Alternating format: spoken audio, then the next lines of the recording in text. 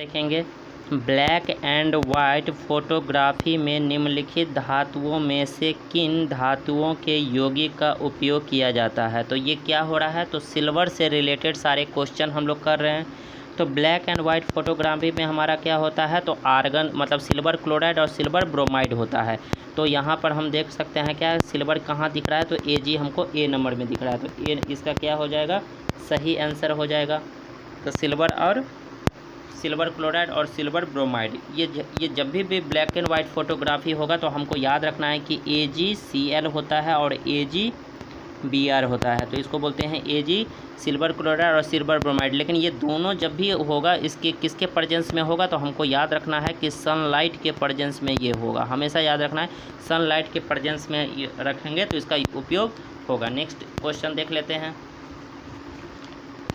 कौन प्राकृतिक में मुक्त तत्व के रूप में पाया जाता है। प्राकृतिक में मुक्त तत्व के रूप में पाया जाता है कौन सा, तो सिल्वर हमेशा मुक्त रूप से पाया जाता है। यानी हम इसको बोल सकते हैं क्या कि ये मुक्त रूप मतलब फ्री स्टेट, यानी कम रिएक्टिव ये होता है, तो कम अभिक्रियाशील होता है, स्वतंत्र रूप से अवस्था में पाया जाता है। और बाकी हमारा सोडियम हो गया, पोटासियम हो गया, अल्युमिनियम, ये सब सारे क्या हैं, तो ये रिएक्टिव हैं, तो ये सब क्या हो जाता है, रिएक्ट कर जाता है। तो और ये हमारा क्या है, तो सिल्वर चांदी जो होता है वो कम रिएक्ट तो ये भी होता है लेकिन बहुत ही कम होता है, यानी कम क्रियाशील होता है। तो इसको हम बोल सकते हैं क्या, तो प्राकृतिक में मुक्त रूप से में पाया जाता है, तो सिल्वर हो गया। नेक्स्ट क्वेश्चन देख लेते हैं। निम्नलिखित धातुओं में से कौन सी फोटो फिल्मों में इस्तेमाल किया जाता है, यानी फ़ोटो जो फिल्म में जो होता है उसमें कौन सा यूज किया जाता है। तो मैग्नीशियम हो गया, रजत हो गया, पारा हो गया और प्लेटिनियम हो गया। तो यहाँ पर हम देख सकते हैं रजत को ही हम क्या बोलते हैं, रजत को हम सिल्वर क्लोराइड यानी हम बोल सकते हैं क्या, तो इसको, तो ये हमारा बी नंबर क्या हो जाएगा, सही आंसर हो जाएगा।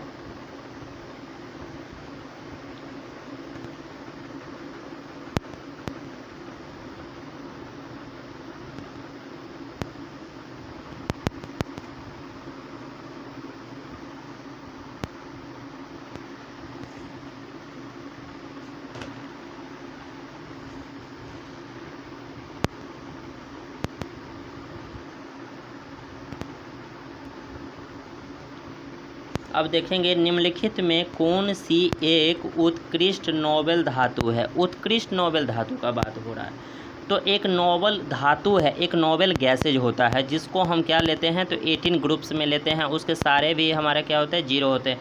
तो हम बाद में देखेंगे। सबसे पहले तो नोबेल धातु है, तो नोबेल धातु से रिलेटेड तो क्या हो गया, आयरन हो गया, यहाँ पे सिल्वर हो गया, प्लेटिनियम हो गया, लेड हो गया और यहाँ पे एल्युमिनियम हो गया।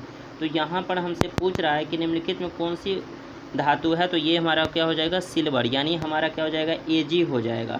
तो यहाँ पर हम कुछ नोट लिखे हुए हैं उसको देख लेते हैं कि नोबेल धातु यदि हमसे कोई पूछा जाए तो यह क्या होता है, सिल्वर होता है जिसको चांदी बोलते हैं, इसका सिंबल Ag होता है, गोल्ड होता है, सोना होता है जिसको ओनम Au बोलते हैं, प्लेटिनियम होता है, रुबिडियम होता है और ये पेडियम होता है। तो हम ये देख सकते हैं, तो इसका हमको क्या बोल सकते हैं इसको, तो इसको हम बोलते हैं क्या, इसको प्लेटिनियम बोलते हैं, प्लेटिनियम इसको बोलते हैं। ये ऐसे बहुत सारे हैं नोबेल धातुएं हैं, ये हमारे क्या हैं, नोबेल धातुएं हैं। नेक्स्ट क्वेश्चन देख लेते हैं।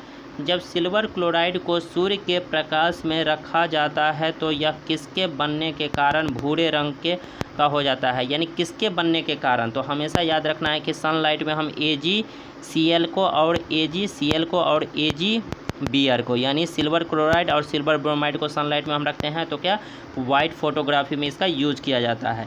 तो नॉर्मल सा हम लेंगे तो किसका धातु में बनने का उपयोग होगा, तो हम देख सकते हैं इसका, तो ये सिल्वर धातु का, यानी किसका, सिल्वर धातु का। तो ये सिल्वर धातु C नंबर इसका क्या हो जाएगा, यानी AgCl जो होगा वो किससे बनेगा, सिल्वर ई से तो बनेगा, तो सिल्वर धातु के बनने के कारण हो जाता है सिल्वर क्लोराइड यानी AgCl। तो हम देख सकते हैं। नेक्स्ट क्वेश्चन देख लेते हैं। निम्न में से कौन सी धातु विद्युत की सर्वश्रेष्ठ चालक है। तो क्या होता है, सर्वश्रेष्ठ चालक हमारा कौन सा हो जाएगा, तो यहाँ पर बहुत सारे एग्जाम्पल हम ले लिए हैं, तो ABCDE। तो यहाँ पर हमारा क्या हो जाएगा, तो सबसे ज़्यादा जो विद्युत का सर्वश्रेष्ठ होता है वो क्या होता है, तो सिल्वर ही होता है। तो सिल्वर Ag इसका क्या हो जाएगा, सही आंसर हो जाएगा। नेक्स्ट क्वेश्चन देख लेते हैं।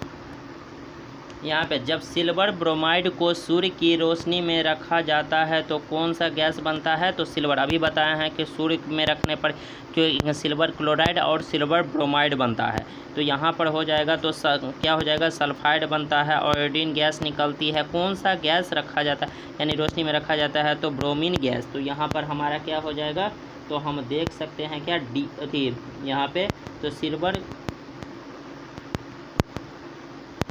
तो क्या हो जाएगा सिल्वर धातु यहाँ पे नॉर्मल, तो हमारा क्या हो जाएगा सिल्वर यानी ब्रोमीन गैस हो जाएगा। तो ब्रोमीन गैस हमारा किस नंबर में, डी नंबर में। क्यों, क्योंकि AgCl और AgBr यानी इसको बोलते हैं सिल्वर क्लोराइड और सिल्वर ब्रोमाइड। तो जब सिल्वर ब्रोमाइड रखा जाता है तो ब्रोमीनी गैस को तो रखेंगे तब बनेगा, तो ब्रोमीन गैस हमारा बनता है। तो हम देख सकते हैं। दूसरा बात क्या है कि निम्नलिखित में से कौन सी धातु सबसे अधिक आघातवर्धनीय होता है, तो यानी आघातवर्धनीय का मतलब होता है इंग्लिश में इसको बोलते हैं मेलेबल।